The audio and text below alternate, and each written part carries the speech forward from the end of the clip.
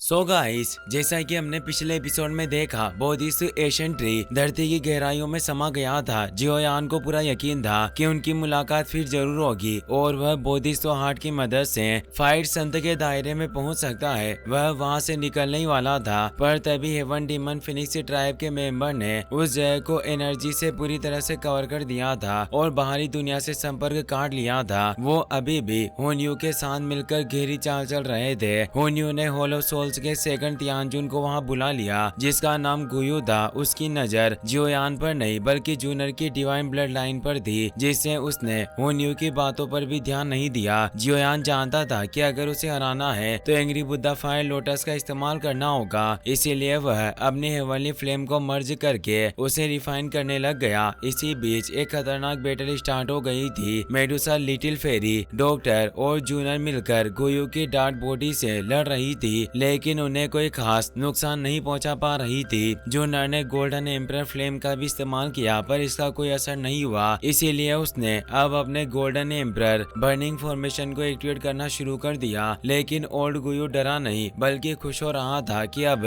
असली मजा शुरू होने वाला है। जूनर की बॉडी से इतनी तेज एनर्जी निकलने लगी कि वह आसमान में फैलने लगी और देखते ही देखते वह एनर्जी ओलो सोल्स की बॉडी के चारों तरफ एक्टिवेट हो गई। जूनर ने पूरी पावर से उन सभी एनर्जी को पास करना शुरू कर दिया, जिससे सोल बॉडी एनर्जी की सलाखों के पीछे कैद हो गई। ओल्ड गुयू मुस्कुराया और बोला, तुम देखती जाओ मैं तुम्हारे इस फॉर्मेशन को किसी टुकड़ों में तोड़ता हूँ। उसने अपनी सोल बॉडी को कमांड किया और वह अपने क्लोज से अटैक करने लगा। उसके हमलों से वॉइड क्रैक क्रिएट हो रहे थे और जूनर को भी थोड़ी परेशानी हो रही थी, इसीलिए उसने अपने फॉर्मेशन की रिफाइन प्रोसेस को स्टार्ट किया, जिससे एनर्जी की सलाखें टूटती चली गई और एक तेज एनर्जी वोर्टेक्स बन गया, जिससे सोल बॉडी फंस गई। ओल्ड गुयू परेशान हुआ क्योंकि वह अपनी सोल बॉडी से कनेक्शन नहीं बना पा रहा था, इसीलिए उसने सोल सेक्रीफाइस मेथड का इस्तेमाल किया और अपनी बॉडी को सोल बॉडी के साथ मिला लिया। अब गुयू के उस बॉडी में आने से उसकी ताकतें काफी बढ़ गई थी। जूनर परेशान हुई क्योंकि उसे उम्मीद नहीं थी कि यह कमीना एल्डर अपनी हड्डियों को अपनी सोल बॉडी के साथ जोड़ सकता है। जियोयान लगातार एंग्री बुद्धा फायर लोटस को रिफाइन करने में लगा हुआ था। जूनर भी अपनी पूरी पावर से गुयू को रोकने की कोशिश कर रही थी, पर अब गुयू अपनी डार्क एनर्जी से जूनर के वोटेस को कवर कर लेता है। जूनर घबरा जाती है क्योंकि उसके फॉर्मेशन की पकड़ धीरे धीरे कमजोर होने लगी थी। कुछ ही पल में एक तेज विस्फोट होता है और जूनर का फॉर्मेशन बर्बाद हो जाता है। डार्क बॉडी सीधे जूनर के सामने आ जाती है। उसके अंदर से गुयू कहता है, मुझे नहीं लगता कि तुम मेरा कुछ बिगाड़ सकती हो, इसीलिए व्यर्थ प्रयास करना बंद कर दो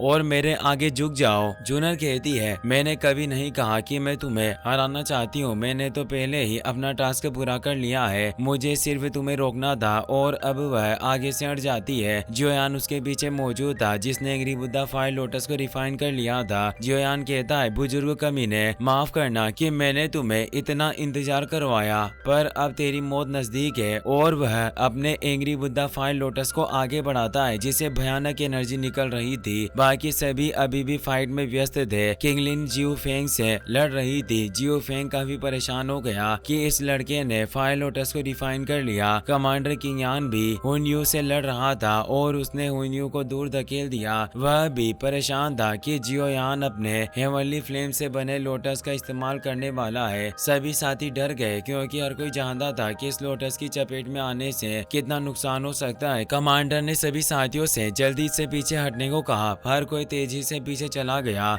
ओल्ड फ्री गुयू बोला, तुमने हेवनली फ्लेम को मर्ज करके इस लोटस को बनाया है। मैंने अब तक तुम्हें काफी समय दिया, उम्मीद करता हूँ कि तुम मुझे निराश नहीं करोगे। जियोयान बोलता है, निश्चित रहो, तुम बिल्कुल भी निराश नहीं होगे। गुयू को लगता था कि वह इस एंग्री बुद्धा फायर लोटस की एनर्जी से आसानी से बच जाएगा, पर उसे इस बात का अंदाजा नहीं था कि यह लोटस अब तक कितने लोगों को मौत के घाट उतार चुका है। और अब जियोयान वह लोटस ओल्ड गुयू की तरफ छोड़ देता है। जैसे जैसे लोटस आगे बढ़ रहा था, वह भयानक तरीके से खिल रहा था और उसकी स्पीड भी बेतहाशा तेज हो गई थी। ओल्ड गुयू को भी एहसास हुआ कि इसे रोकना आसान नहीं होगा। उसने अपना सबसे powerful defence 10,000 soul bone armour activate कर लिया। कुछ ही सेकंडों में हड्डियों का वो ढांचा उसे कवर कर चुका था और लोटस उस पर टकराया। तेज एनर्जी फैलने लगी, चारों तरफ बिखर रही थी और पूरा इलाका कांपने लगा। थोड़ी देर बाद एक भयानक विस्फोट हुआ। इतनी तेज वेव निकली कि उसका सामना करना करना हर किसी के लिए मुश्किल हो रहा था। सब कुछ धुंधला हो गया था।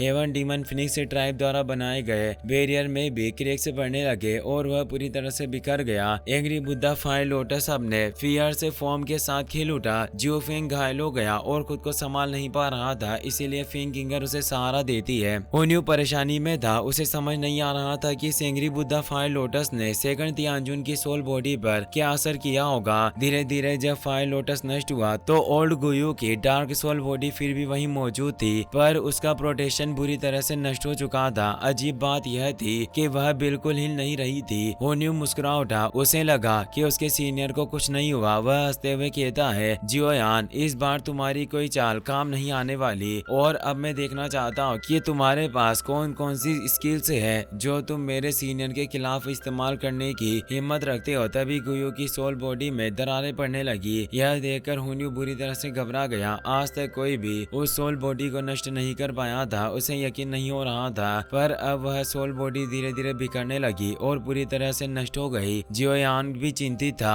वह भली भांति जानता था कि एक हाफ फायर सेंट को मारना इतना आसान नहीं हो सकता। वह बुजुर्ग अब भी जिंदा रहेगा। तभी बची हुई सोल एनर्जी के साथ ओल्ड गुयू सामने आता है, पर वह अब बहुत कमजोर हो चुका था। उसके मुंह से खून आने लगता है। उसकी बॉडी कांप रही थी। वह कहता है, लड़के, तुम्हारे पास वाकई कुछ स्किल्स है, लेकिन मैं अब भी तुम्हारी जान ले सकता हूँ। और फिर वह अपने 1000 पाम से उस पर अटैक करता है। हमला अचानक हुआ, इसीलिए जियोयान को बचकर दूर होने का मौका भी नहीं मिला और वो पंच अटैक करने ही वाला था कि अचानक उसके सामने एक पोर्टल खुल गया। एक तेज हैंड ने उन पाम अटैक्स को पूरी तरह से नष्ट कर दिया और चारों तरफ सफेद एनर्जी फैल गई।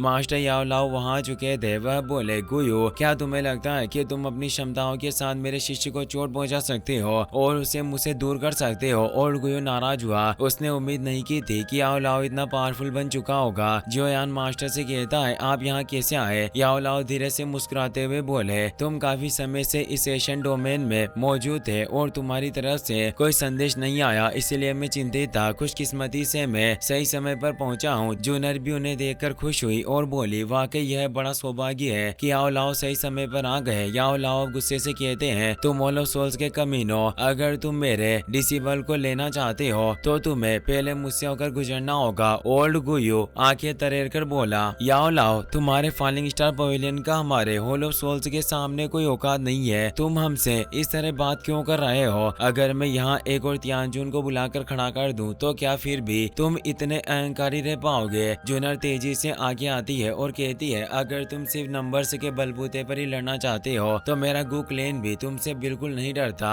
और वह जे टोकन को क्रश कर देती है। एक स्पेशल सिग्नल चारों ओर फैल जाता है। कुछ ही समय में आसमान में एक पोर्टल खुलता है और उसमें से एल्डर टोंग जुआन बाहर आ जाते हैं। वो हंसते हुए कहते हैं, यह जगह वाकई काफी भीड़ भाड़ वाली लग रही है। फिर आगे बढ़कर कहते हैं, तुम उन कबीले के लोग दिन ब दिन बहुत ज्यादा अहंकारी होते जा रहे हो। अगर तुम लड़ना चाहते हो तो मेरी बुढ़ी हड्डियां तुम्हारा साथ देने के लिए पूरी तरह से तैयार है। होन्यू गुयू के पास आता है और कहता है, सीनियर, क्या हमें अपने कबीले के और एल्डर को यहाँ बुलाना चाहिए? गुयू एक तरह से तंज के साथ उत्तर देता है, क्या तुमने बोधिसो हार्ट को देखा है? किसके पास है या किसने उसे हासिल किया है? हुन्यू अफसोस में कहता है, नहीं, कुछ भी हमारे हाथ नहीं लगा। गुयू मजाकिया अंदाज में हंसता है, तुम्हें कुछ नहीं मिला, फिर भी तुम गु कबीले का सामना करने के लिए और लोगों को बुलाने की हिम्मत कर रहे हो। हम हार मानते हैं, इसीलिए हमें यहाँ से निकल जाना चाहिए। पर जाते हुए गुयू कहता है, याओ लाओ, तुम ज्यादा खुश मत होना। हमारी हुन कबीले की नजर जब किसी पर पड़ती है तो जब तक हम उसे हासिल नहीं कर लेते उसका पीछा नहीं छोड़ते। निश्चित रूप से हम जल्दी फॉलिंग स्टार पवेलियन को खंडर में तब्दील कर देंगे। यह कहकर वह एक पोर्टल खोलता है और अपने सभी साथियों के साथ वहां से निकल जाता है। याओ लाओ थोड़े परेशान दिखते हैं। हेवन डीमन फिनिक्स ट्राइब के सदस्य अभी भी वहीं मौजूद थे। जियोयान उन्हें कहता है, तुम लोग अब क्या करने की सोच रहे हो? उन पर गुस्सा चढ़ चुका था, पर आखिर वे क्या कर सकते थे? उनके हाथ कुछ नहीं लगा था और फिर वे सभी वहां से निकल जाते हैं। जियोयान एल्डर टोंग जुआन का आदर पूर्वक सम्मान करता है। एल्डर टोंग जुआन खुशी से कहते हैं, तुम्हें फिर से देखकर मुझे बेहद अच्छा लगा। और वह याओ लाओ से कहते हैं, तुम सेंट्रल प्लेन्स के फेमस मेडिसिनल मास्टर याओ लाओ हो, जिन्हें अब सेंट याओ चेन के नाम से जाना जाता है। आपसे मिलकर मुझे बहुत खुशी हुई। याओ लाओ भी आदर लौटाते हुए कहते हैं, मुझे भी आपसे मिलकर बेहद अच्छा लगा। जूनर शर्माते हुए याओ लाओ को देखती है। याओ लाओ मुस्कुराकर कहते हैं, यंग लेडी, हम दोनों एक दूसरे को बहुत लंबे समय से जानते हैं। उस व्यक्तिगत रूप से हम कभी नहीं मिले क्योंकि वो सालों तक जियोयान की रिंग में थी। जूनर कहती है, सीनियर, पिछली बातें छोड़ने का अब कोई मतलब नहीं है। अब जियोयान के बाकी साथी भी वहाँ इकट्ठा हो जाते हैं। जियोयान एक बार फिर एल्डर टोंग जुआन का शुक्रिया अदा करता है। आपकी मदद के लिए धन्यवाद। आपने हुन कबीले को भगाने में हमारी बहुत मदद की। टोंग जुआन कहते हैं, इतनी छोटी बात के लिए शुक्रिया अदा करने की जरूरत नहीं है। मुझे सब मालूम है। तुमने अकेले ही उस हाफ फाइट सेंध का